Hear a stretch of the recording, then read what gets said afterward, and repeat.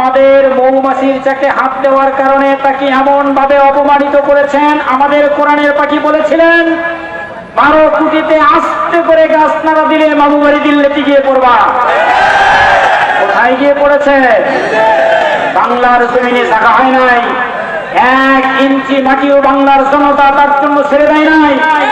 বাংলার জমিন থেকে এমন ভাবে পিছনের দরজা দিয়ে পালিয়ে দিল্লিতে গেছে। এর মাধ্যমে আমাদের কোরআনের পাখির সেই ভবিষ্যৎবাণী সত্যি রূপান্তরিত হয়েছে। ঠিক কিনা বলেন? সম্মানিত উপস্থিতি, আমরা বাংলাদেশে যারাই পরবর্তীতে সরকারে আসবে আমরা তাদের কাছে বিনয়ের সাথে দাবি জানাবো, যারা আমাদের আবু সাঈদকে হত্যা করেছে, যারা মীর মাহফুজুর রহমান মুক্তকে হত্যা করেছে, যারা জাহিদুর রহমান তানভীরকে হত্যা করেছে, এই হত্যাকারী স্বৈরাচারী খুনি শেখ হাসিনা ফাঁসি নিশ্চিত করতে হবে। ঠিক কিনা বলেন? রাজি আছেন আপনারা? রাজি আছেন? এই বিগত 15টা বছর যে আল্লাহর নাম নিতে পারেন নাই, সাহস করে একজন সেই আল্লাহর নামে তাকবীর দিয়ে দেখান।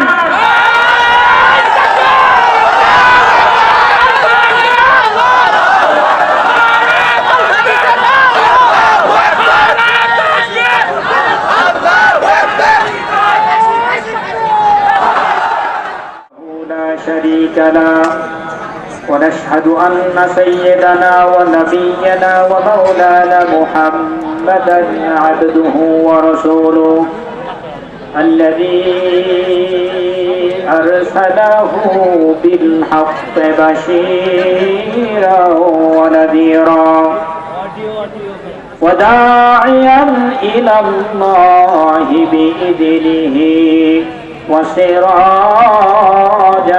منيرا أما بعد فقد قال الله تعالى في كلامه المجيد والفرقانه الحميد সকলে জবান ছেড়ে পড়ুন আউযু বিল্লাহি মিনাশ শাইতানির রাজীম বিসমিল্লাহির রহমানির রহিম ইন্না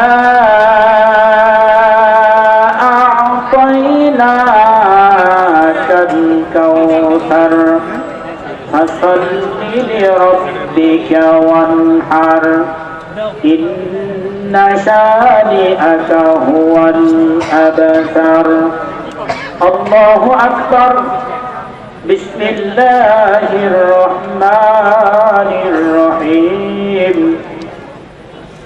ما كان محمد أبا أحد من رجالكم ولكن رسول الله وخاتم النبيين وكان الله بكل شيء عليما فقال رسول الله صلى الله عليه وسلم إن الله وملائكته يصلون على النبي يا أيها الذين آمنوا صلوا عليه وسلموا تسليما اللهم سيدنا مولانا محمد وعلى آل سيدنا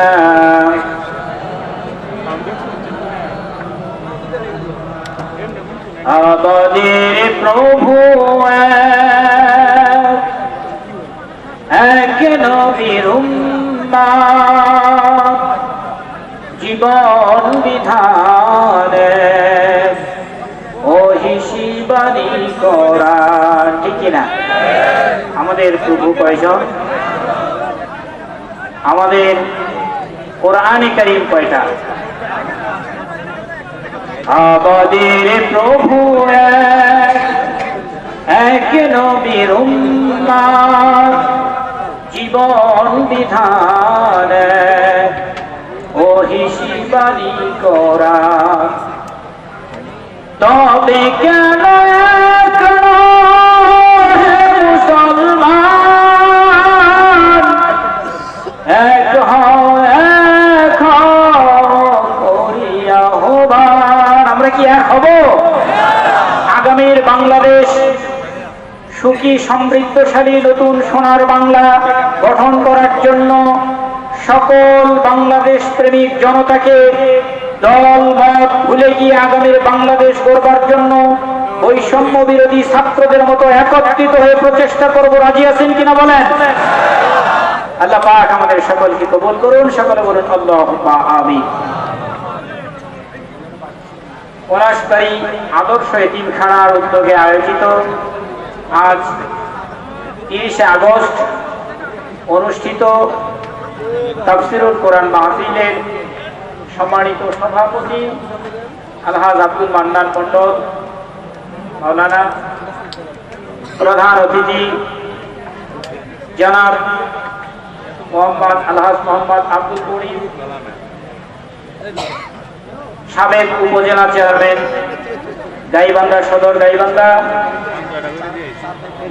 আমির বাংলাদেশ জামায়াতে ইসলামী গাইবান্ধা জেলা শাখা, বিশেষ অতিথি হিসেবে উপস্থিত থাকবেন আমাদের পলাশবাড়ী সাদুল্লাপুর বাংলাদেশ জামায়াতে ইসলামী মনোনীত এমপি পদপ্রার্থী অধ্যক্ষ মাওলানা নজরুল ইসলাম লেবু স্যার। বিশেষ অতিথি হিসেবে আরো উপস্থিত থাকবেন আমার মতো বয়সী ছেলেদের জাতীয় মামা জনাব মোহাম্মদ আবু বকর মামা, জনাব মোহাম্মদ আবু বকর প্রধান মামা, চেয়ারম্যান কিশোরগাড়ি ইউনিয়ন পরিষদ সহ সকল অতিথিবৃন্দ, সকলকে সশ্রদ্ধ সালাম পেশ করছি। আসসালামু আলাইকুম ওয়া রাহমাতুল্লাহি ওয়া বারাকাতুহু। সম্মানিত উপস্থিতি, আপনারা কি সালাম শুনেছেন? এমন ভাবে জবাব দিলেন মনে হচ্ছে আপনাদের সাথে আমার জমি জমা নিয়ে গন্ডগোল আছে। জমি জমা নিয়ে কারোর সাথে গন্ডগোল আছে আমার? সালামের জবাবে খুশি হতে পারলাম না। আসসালামু আলাইকুম ওয়া রাহমাতুল্লাহি ওয়া বারাকাতুহু। সালাম দেওয়ার মাধ্যমে কি হলো? দোয়া করা হলো আপনার উপরে আল্লাহর রহমত বর্ষিত হোক। আপনারা বললেন ওয়া আলাইকুম আসসালাম, আপনার উপরেও আল্লাহর রহমত বর্ষিত হোক। উভয়ের জন্য কি হলো? দোয়া করা হলো। আমরা শুকরিয়া আদায় করছি সেই মহান রব্বুল আলামিনের, যে মহান রব্বুল আলামিন তার একান্ত মেহেরবানিতে আমাদের মাথার উপর থেকে বিশাল এক জবরদল পাথর সরিয়ে দিয়ে আমাদেরকে মুক্ত বাতাসে কথা বলার এবং চলাফেরার সুযোগ দিয়েছেন। সেই দরবারে এলাহিতে শুকরিয়া আদায় করছি। সকলেই বলছি আলহামদুলিল্লাহ। সম্মানিত উপস্থিতি, আজ থেকে ঠিক 25 দিন আগেও এমন একটা অবস্থা ছিল যেন আমরা বাংলাদেশে ভাড়ায় থাকি, ঠিক না বলেন? এমন একটা অবস্থা ছিল যেন আমরা বাংলাদেশে ভাড়ায় থাকি। কিন্তু আল্লাহ পাক আমাদের কোরআনের পাখি আল্লামা দেলাওয়ার হোসেন সাইদি রাহিমাহুল্লাহর কথাটা সত্য প্রমাণিত করে দিয়া আমাদের মৌমাছির চাকে হাত দেওয়ার কারণে তাকে এমন ভাবে অপমানিত করেছেন। আমাদের কোরআনের পাখি বলেছিলেন 12 কোটিতে আস্তে করে গাছ নাড়া দিলে মামুবাড়ি দিল্লিতে গিয়ে পড়বা। কোথায় গিয়ে পড়েছে? বাংলার জমিনে জায়গা হয় নাই। 1 ইঞ্চি মাটিও বাংলার জনতা তার জন্য ছেড়ে দেয় নাই। বাংলার জমিন থেকে এমন ভাবে পিছনের দরজা দিয়ে পারিয়ে দিল্লিতে গেছে। এর মাধ্যমে আমাদের কোরআনের পাখির সেই ভবিষ্যৎবাণী সত্যি রূপান্তরিত হয়েছে, ঠিক না বলেন? সম্মানিত উপস্থিতি, আমরা বাংলাদেশে যারাই পরবর্তীতে সরকারে আসবে আমরা তাদের কাছে বিনয়ের সাথে দাবি জানাবো, যারা আমাদের আবু সাঈদকে হত্যা করেছে, যারা মীর মাহফুজুর রহমান মুক্তকে হত্যা করেছে, যারা জাহিদুর রহমান তানভীরকে হত্যা করেছে, এই হত্যাকারী শহীদকারী খুনি শেখ হাসিনা ফাঁসি নিশ্চিত করতে হবে, ঠিক না বলেন? রাজি আছেন আপনারা? রাজি আছেন? এই বিগত 15টা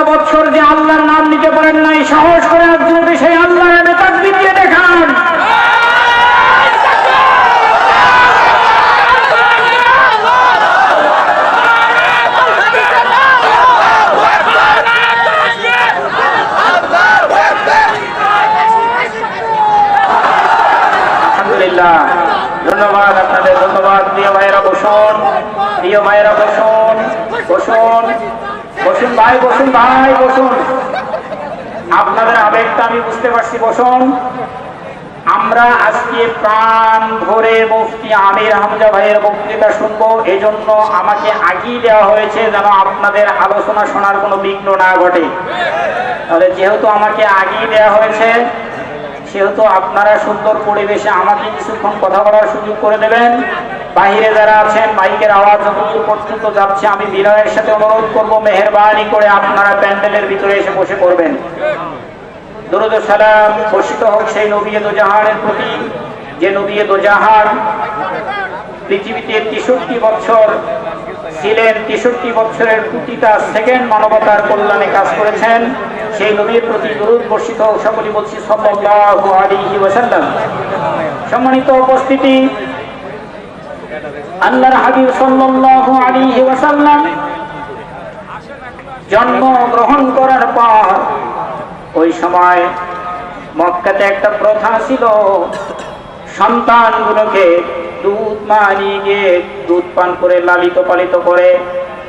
তারই ফলশ্রুতিতে আপনার আমার রসুলকে হযরতে হালিমাতুস সাদিয়া নিয়ে গেলেন দুধ পান করাবার জন্য।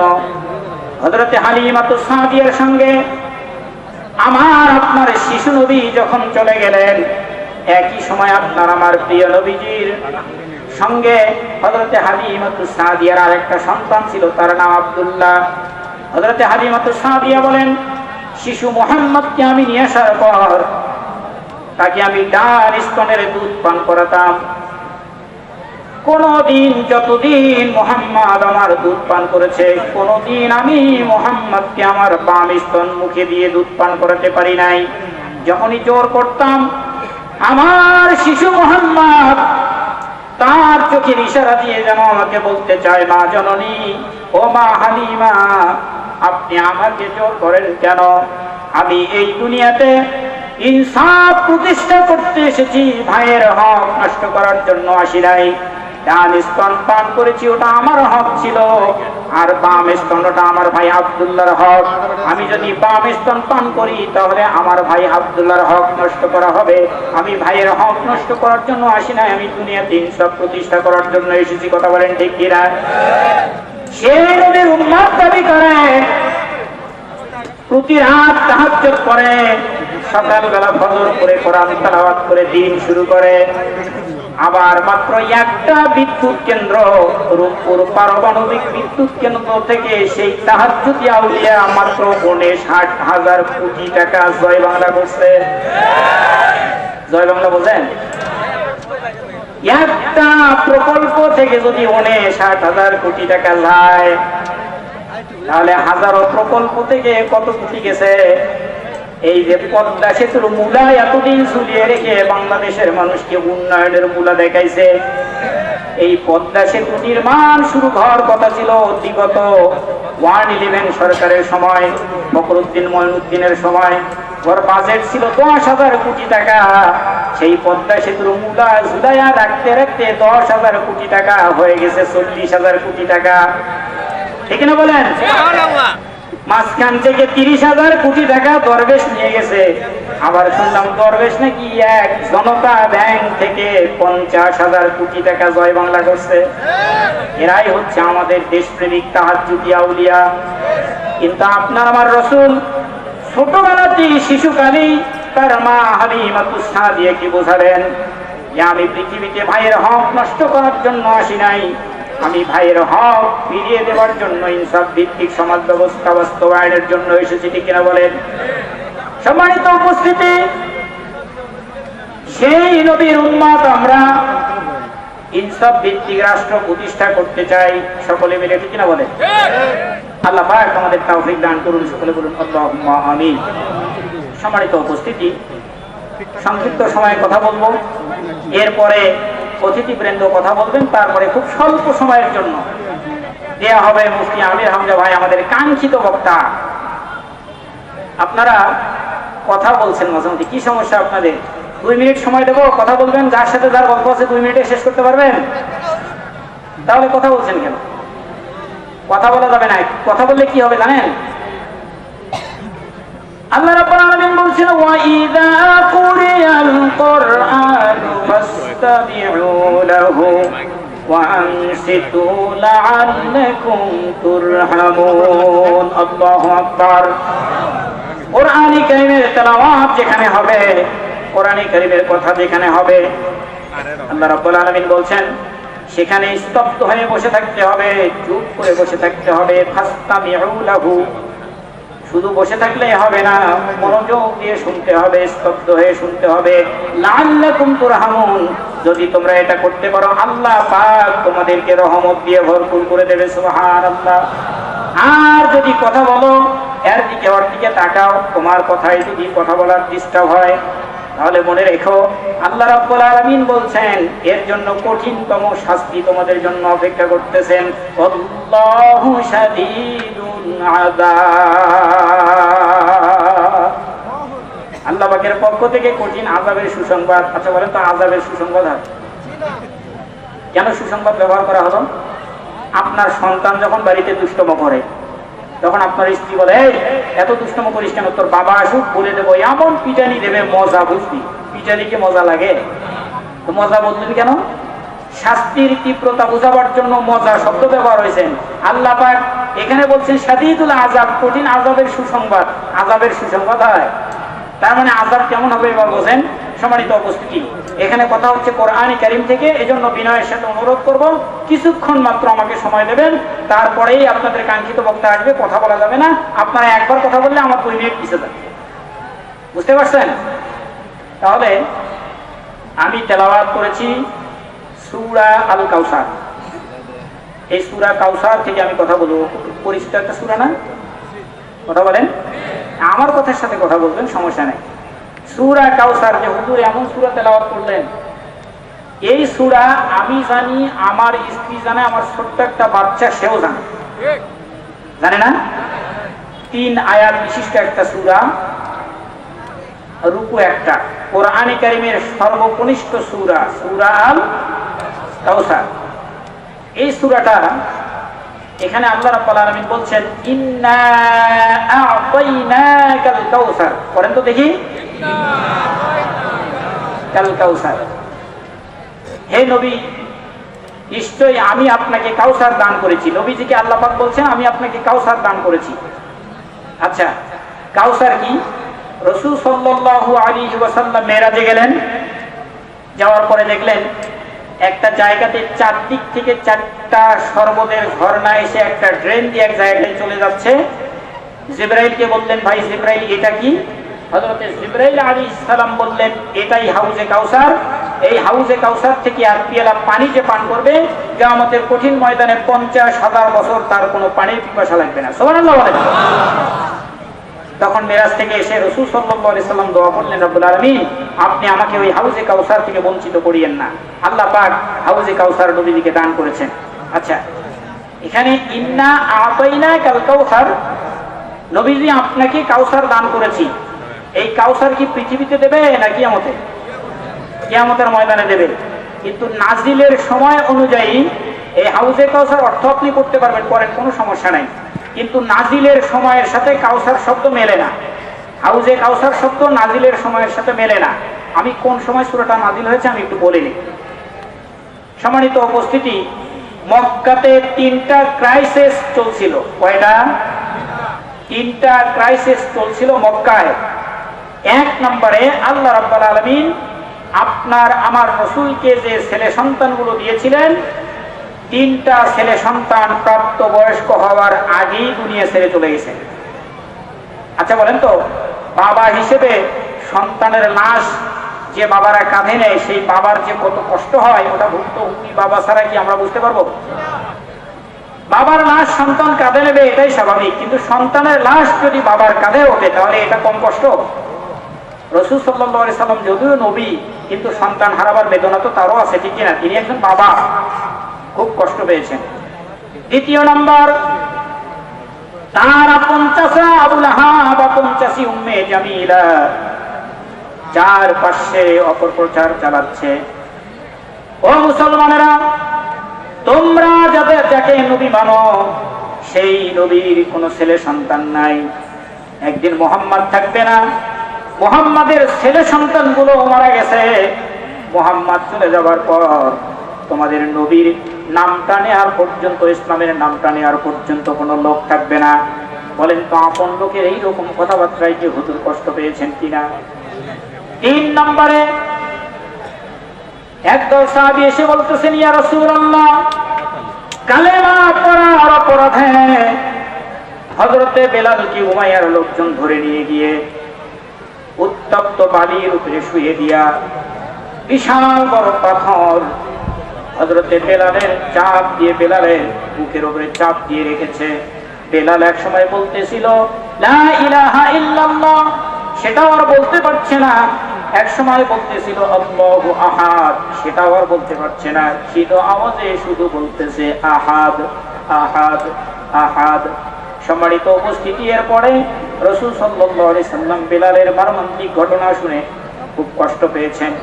আরেকদল সাহাবী এসে বলতেছে, ইয়া রাসূলুল্লাহ, হযরত আম্মার বিন ইয়াসারকে আবু জাহেলের লোকজন ধরে নিয়ে গিয়ে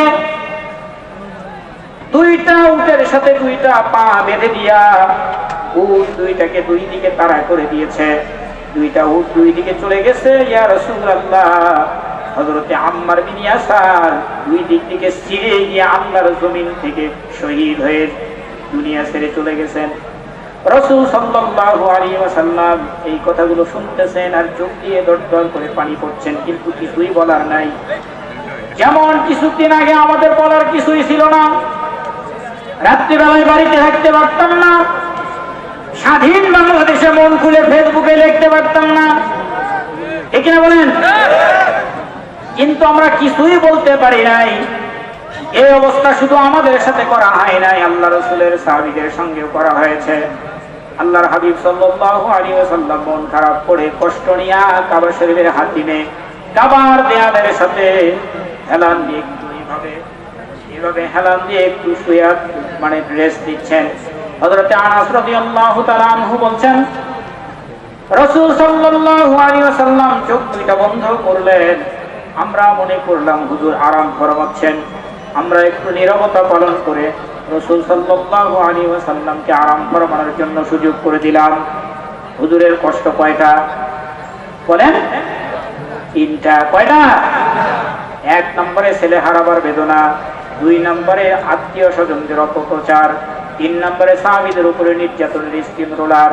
হুজুর আরাম ফরমাচ্ছেন, চোখ দুইটা বন্ধ করেছেন, কাবার হাতিমে হালাম দিয়ে আছেন, কিন্তু চোখ দিয়ে পানি পড়তেছে, দাড়ি মোবারক ভিজে ভিজে পানিগুলো জমিনে পড়তেছেন। হযরত আনাস বললেন, আমরা একটু নীরবতা পালন করলাম। কিছুক্ষণ পরে হযরত আনাস বলতেছেন, রাসূল সাল্লাল্লাহু আলাইহি ওয়াসাল্লাম এভাবে হালাম দিয়েছিলেন। তারপরে উঠে বসলেন, চোখ খুললেন, চোখের কোণায় তখনও পানি, আর মুখ দিয়ে হাসতেছেন, মুস্কি হাসতেছেন। সম্মানিত উপস্থিতি, রাসূল সাল্লাল্লাহু আলাইহি ওয়াসাল্লাম মুস্কি হাসি দিয়া সাহাবীদেরকে ডেকে বললেন, ও আমার সাহাবীরা, এই মুহূর্তে জিবরাইল আলাইহিস সালাম এসেছিলেন, 3 আয়াত বিশিষ্ট সূরা কাউসার নামে একটা সূরা নাজিল করে দিয়ে গেলেন। সুবহানাল্লাহ। সম্মানিত উপস্থিতি, রাসূল সাল্লাল্লাহু আলাইহি ওয়াসাল্লাম কষ্ট ভারাক্রান্ত হৃদয় নিয়ে শুয়েছিলেন, কাবার দেওয়ালের সঙ্গে হেলাম দিয়েছিলেন। উঠে বসলেন, মুস্কি হাসলেন, সূরা নাজিলের সুসংবাদ দিলেন, ইন্না আ'তাইনাকাল কাউসার। আরে তাকবীর, লিল্লাহি তাকবীর, আল্লাহু আকবার। জিলানীর আগমন, শুভেচ্ছা স্বাগতম। প্রধান অতিথির আগমন, শুভেচ্ছা স্বাগতম। পলাশবাড়ির পক্ষ থেকে সালাম শুভেচ্ছা, পলাশবাড়ির পক্ষ থেকে সালাম শুভেচ্ছা, এতিমখানার পক্ষ থেকে সালাম শুভেচ্ছা। আরে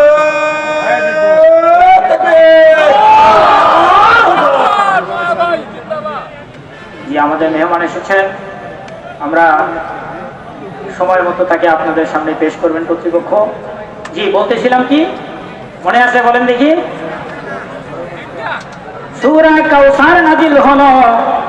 আল্লাহর হাবিব বললেন, ও আমার সাহাবীরা, আল্লাহ রাব্বুল আলামিন এই মুহূর্তে জিবরাইলের দ্বারা সূরা কাউসার নামে একটা পরিপূর্ণ সূরা নাজিল করলেন। ইন্না আ'তাইনাকাল কাউসার, নবীজি আপনাকে কাউসার দান করেছি। সম্মানিত উপস্থিতি, বলেন তো দেখি, হাউজে কাউসার দেবেন কোন সময়? কিয়ামতের ময়দানে। কিন্তু রাসূল সাল্লাল্লাহু আলাইহি সাল্লামের সমস্যাগুলো কোথায়? ছেলে হারাবার বেদনা, নিজের লোকদের অপপ্রচার, এরপরে সাহাবীদের উপরে নির্যাতনের স্টিম রোলার। তাহলে সমস্যা দুনিয়ায়, কাউসার দিলেন, পরকালে দেবেন। এখানে কি রাসূলের হাসার কোনো কারণ আছে? হাসার কোনো কারণ আছে? কিন্তু হুজুর হাসলেন কেন? এখানে আমাদের মাহফিলের সম্মানিত সভাপতি আলহাজ আব্দুল মান্নান মন্ডল, ছেলে কয়জন? 3 ছেলে, আলহামদুলিল্লাহ। ওনারও 3 ছেলে। মনে করেন ওনার বড় ছেলে গ্রাজুয়েশন কমপ্লিট করে বসে আছেন। ভালো করে বুঝবেন, খুব খুব গুরুত্বপূর্ণ আলোচনা। 3 ছেলে, বড় ছেলে গ্রাজুয়েশন কমপ্লিট করে বসে আছে, বেকার, কোনো চাকরি বাকরি নাই। যদিও আমাদের বিগত সরকার বলেছিলেন ঘরে ঘরে চাকরি দেবে, কিন্তু ঘরে ঘরে মামলা উপহার দিয়েছিলেন। দিতে চেয়েছিলেন কি? ঘরে ঘরে দিতে চেয়েছিলেন কি? দিয়েছেন কি?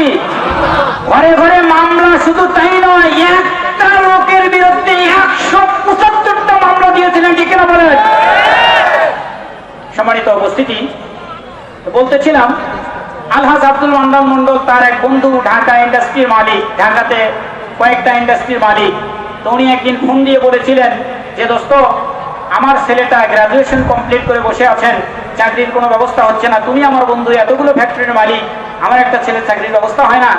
তখন ওনার বন্ধু বলেছিলেন, ভালো করে বুঝলেন কথার মধ্যে কি আছে। ওনার বন্ধু বলেছিলেন যে আচ্ছা, কয়েকদিন পরে আমি ফোন দিচ্ছি, ব্যবস্থা হলে আমি ফোন দিচ্ছি।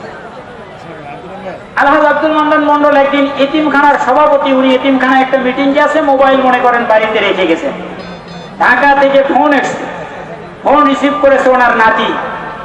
ঢাকা থেকে ওই লোক কথা বলছেন, আসসালামু আলাইকুম দোস্ত, ব্যবস্থা হয়ে গেছে, পাঠিয়ে দাও, ব্যস্ত আছি, পরে কথা বলবো, রাখি, আসসালামু আলাইকুম।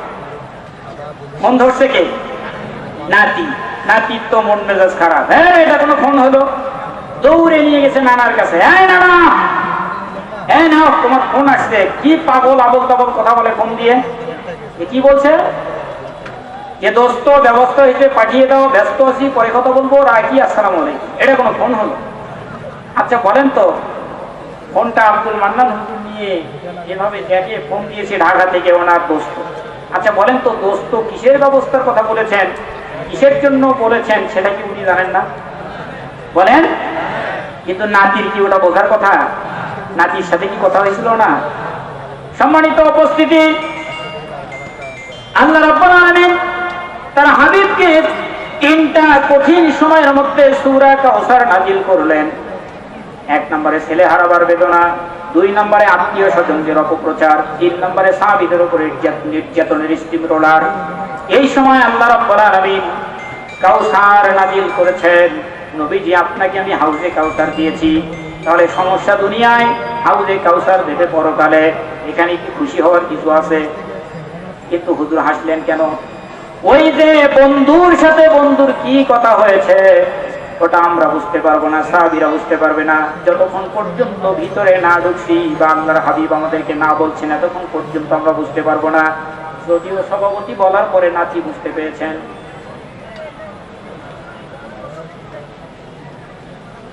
সভাপতি বলার পরে নাতি বুঝতে পেরেছেন, আল্লাহর হাবিব না বলা পর্যন্ত সাহাবীরা এবং আমরা বুঝতে পারবো কি? তাহলে কেন হুজুর হাসলেন এই কাউসারের কথা শুনে? এখান থেকেই নামাজের পরে ইনশাআল্লাহ আলোচনা হবে। আপনারা এদিক সেদিক ছোটাছুটি না করে নামাজের পরে দ্রুত প্যান্ডেলে